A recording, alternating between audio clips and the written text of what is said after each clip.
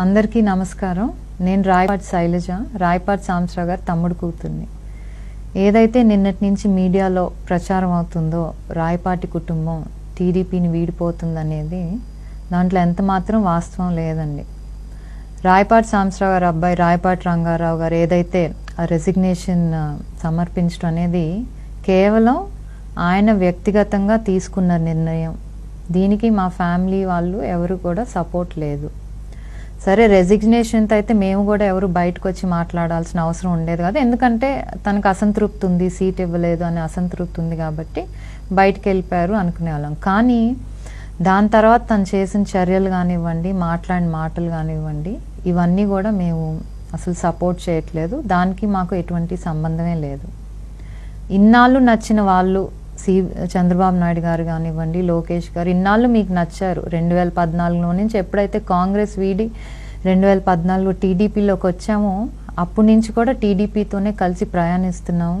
ఎందుకంటే వాళ్ళ ఐడియాలజీ నచ్చింది, టీడీపీ వాళ్ళ ఐడియాలజీ నచ్చింది, వాళ్ళు చేసే అభివృద్ధి కార్యక్రమాలు నచ్చినాయి, చంద్రబాబు గారి విజన్స్ కానివ్వండి, వాల్యూస్ కానివ్వండి, అవన్నీ నచ్చే ఆ రోజు ఈ పార్టీలోకి చేరాం. మరి ఈరోజు మనకి సీట్ ఇవ్వట్లేదు అనే కేవలం ఒకే ఒక్క బాధతో కానివ్వండి, కోపంతో కానివ్వండి, చంద్రబాబు గారిని కానివ్వండి, లోకేష్ గారిని ఆ మాటలు అంటాం మాత్రం చాలా తప్పు. దీన్ని మేమందరం కూడా ఖండిస్తున్నాం.